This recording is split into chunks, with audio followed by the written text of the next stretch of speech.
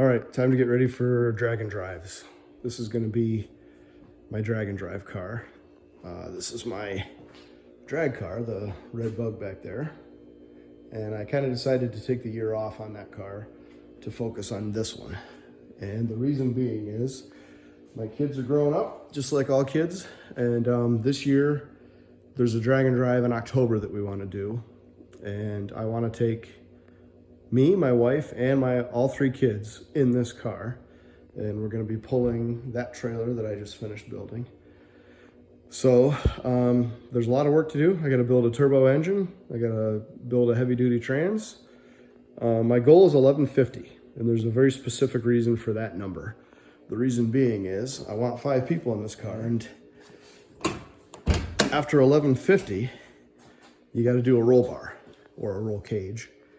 And I don't want my kids and my wife inside a jungle gym driving down the street so that they can bash their heads on thick steel. When you're racing, a roll cage is a safety thing, but on the street, it actually becomes more dangerous because, like I said, you can bash your head on it, and it's a pain in the butt to climb in. So I'm gonna shoot for 1150. That way I don't have to have a cage. And this car is solid enough that I'm not really worried about not having a cage as far as like structural integrity and stuff. But what I am gonna do is build some kind of hitch. And I have a very specific idea what I'm gonna do with that hitch. A lot of people, well, before I get into that, the trailer is 400 pounds empty. And I'm gonna have my slicks on the side, and I'm gonna have a cooler full of ice and drinks, possibly stuff strapped to the roof, and I got the hatch propped open now, and all my spare parts and stuff. So this trailer might be 800 pounds, I don't know. And we're gonna have like 1,000 pounds of people in the car. So for the trailer, a lot of guys just bolt a hitch like in where the bumper bolts. There's 3 13mm headed bolts in each side. On a 55-year-old car, I don't really trust that, to be honest, pulling from sheet metal. So I've decided to build like a subframe to bolt the hitch to. And let me think if I can describe this the right way. I bought a very heavy-duty mount, the rear transmission mount, that gold-colored thing up in there. And if you're not familiar with a VW, the transmission bolts to the chassis on 2 long frame horns. We call them frame horns. And the engine has no mounts. The engine hangs off the transmission. And what happens with a high-performance VW is the frame horns flex. And when you get spinning tires, these frame horns get doing this stuff and springing around, and that causes wheel hop. So you need to reinforce the frame horn right out on the tip. A lot of guys reinforce in front of the axles, and that's not good enough. This is the thinnest part of the frame horn, and it flexes out here. So I always support right where the engine meets the trans. So what I'm gonna do is come out wider than that mount, and then go up and bolt big heavy-duty plates inside here. And what I'm gonna do is 2 6x6 plates on the bottom of the, I guess the package tray is what you call this. And I'm gonna sandwich 6x6 plates above and below, and then go from those plates, and I'm gonna make a U-shaped bar to connect those plates to the rear trans mount, and then back up again to here. That's part 1. Part 2 is I'm also gonna make plates attached to the, I guess you'd call it the wheel wells here, vertically, this way. 5x7 plates is what I measured, what I want there. And I'm gonna have a bar connecting that one to the other side, and then 2 short bars going down to the 6x6 plates. And that'll add a lot of strength to the car. It'll act as anti-wheel hop bars. I think some people call them traction bars. I don't know if that's accurate or not. But it'll tie that in to stop wheel hop. It'll strengthen the car, and it'll give me something to build a hitch off of.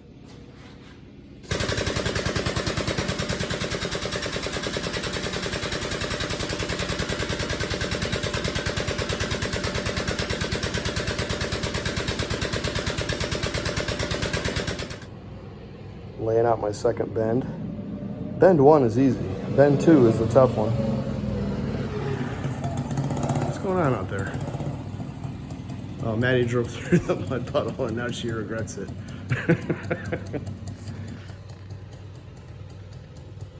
I got the poo on me.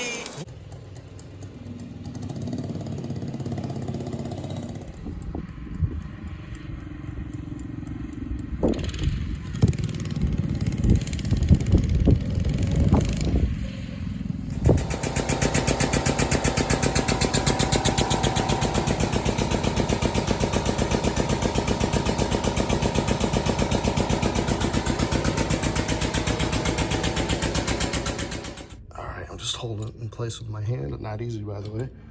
And as you can see, I am absolutely nowhere near the exhaust. So I'm gonna pull the engine out and then start doing some final fab and welding. This is my notcher that I made. It's just scrap metal basically. But you get a hole saw the same size as the tubing that you're notching to. And I don't need it right now, but I can adjust the angle here however I want. And that's it. It's a perfect notch just by running that hole saw into it. So now I just need to figure out what length I want to cut this to and make a second one, and there we go. It's not the prettiest thing in the world, but it does the job.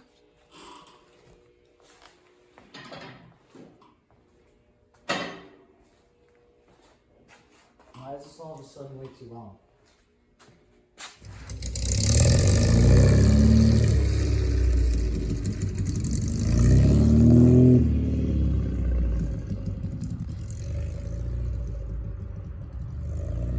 Made myself a little goal list up here for the race. It's in October. I'm down to 24 weeks or 24 weekends to work on it. But I've got I got to get my trailer registered, build the hitch on the Bug I just talked about. Yeah, after I get the hitch built on the Bug, I might have to make like a drop axle or something. I need to figure that out. Not a drop axle, a drop hitch or a raise hitch or whatever. I got the steering apart, brakes, fuel system, rear tires, trans diff, windshield rubber. The windshield on this car is, you can't tell, it's filthy, but it's fogged in the corners. Little things, vent windows, flap shut on me. Yeah, I gotta add a kill switch, because race car life. Rear brakes. Rear brakes, yeah, I put disc brakes here for the front, and staging brake or a line lock. Rust repair, I already talked about. Bunch of gauges I need, AFR, boost gauge, oil pressure, oil temp, maybe cylinder temp. The front apron and hood. The hood doesn't shut right. This car was hit at one point in its life, and right there is pushed in. So I gotta make a decision if I'm gonna replace that apron or not. You can shut the hood, but you gotta slam the crap out of it. And I mean slam the crap out of it. But that's gonna be a low priority. Prep my car trailer.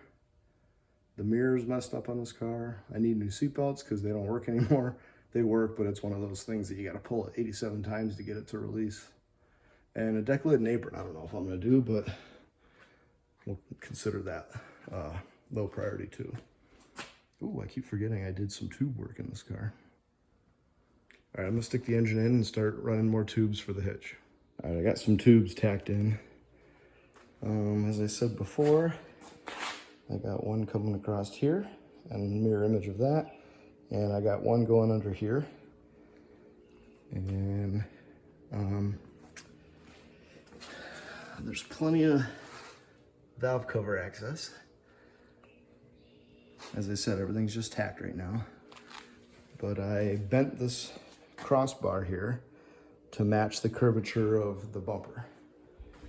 And I had to, this tube ended up a little off, so I cut it and tacked it. But it's not a big deal because on all four of these tubes, I need to cut them and flange them so that this whole back cage will come off and the engine can come out and all that. But everything seems to be mirror image and angled right and everything, so I think I'm gonna actually roll the trailer behind the car and just roughly see where the height is going to be. So I got a level thrown on here. It's very slightly nose down, which is what I want.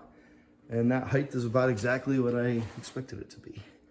Looks like it's going to be like a 3-inch drop, something like that. So now I got to decide how I'm going to build the hitch. So that's the 6-inch drop hitch that I just took right out of my truck.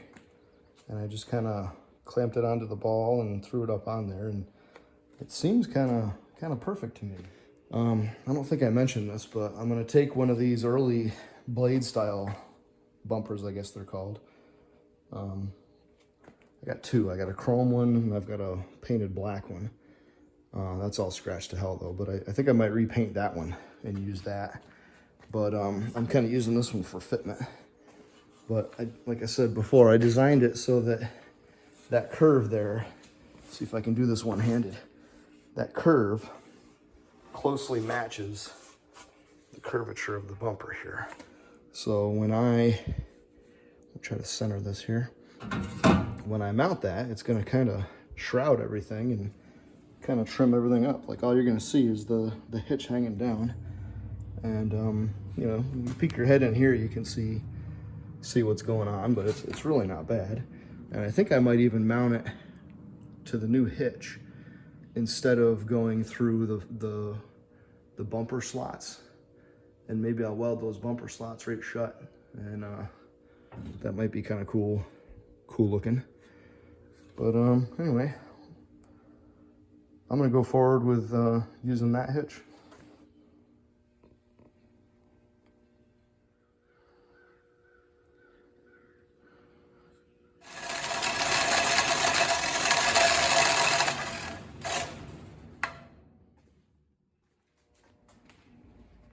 All right, I hole sawed through the hitch and cut it off so that I got lots of surface area to weld to.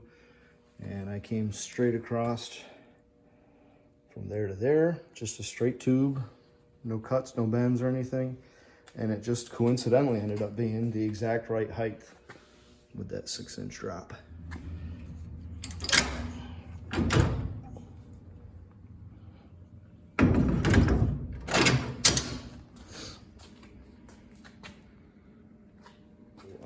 I added these 4-bolt flanges because this needs to come out, just for general reasons, but also to pull the engine out, that has to come out. So I got 2 flanges there and there, and I've got 2 way up underneath here. So what I'm going to do now is pull the cage out, or whatever you want to call it, the hitch, pull that out, final weld everything underneath. And these funky little brackets here are the actual reinforcement brackets for these blade bumpers. So I got it right now so that the fender, I have it right now so that the bumper will bolt directly there and there. And I don't need to go through the fenders at all. So I think that's kind of cool actually. So the bumper is just for show, but it covers pretty much everything but the ball.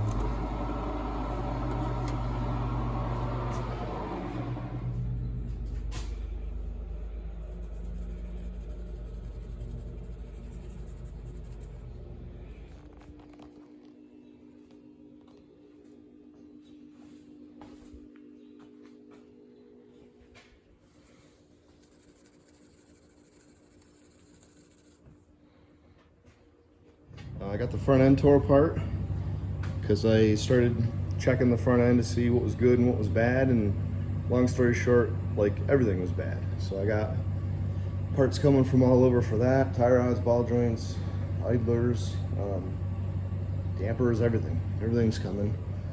Got my fuel system on the way. I didn't show it, but I modified this tank to have a -6 outlet, so that should be enough to provide all the fuel I need. And having a stock tank is nice because it'll make the trunk space proper, and I'll be able to have a float for the fuel gauge and everything. Yeah, etc., etc. We're in good shape. I'm gonna finish off by pulling this little trailer to work and back, which doesn't sound like a big deal, and it's really not a big deal, but it's 2 hours round trip and almost 100 miles. So I figure that's a good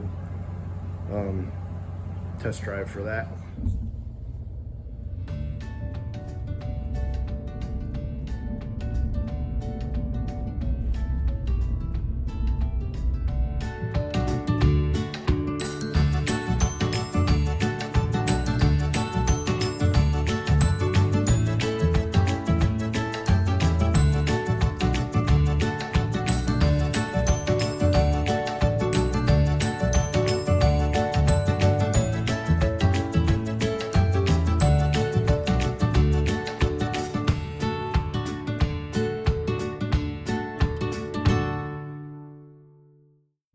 All right, I'm gonna call this day a success. The trailer towed great on the way into work.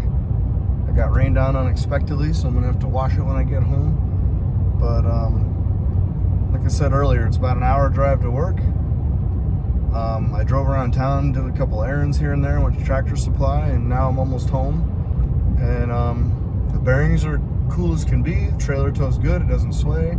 It's a little scary towing it with my truck though, because I can't see it behind me at all. Like, not this mirror, not the side mirrors. Like, I have no idea if it's back there unless what I've been doing is clicking the backup camera on to just make sure it's there once in a while. But yeah, two and a half hours, 100 miles round trip. Seems pretty happy. So I'm gonna put the done stamp on the trailer. And the next step is to put the front end together on the new race car and build an engine and decide what I'm gonna do with the transmission, because what I want to do to the transmission is gonna be like $2,000, and I don't have that.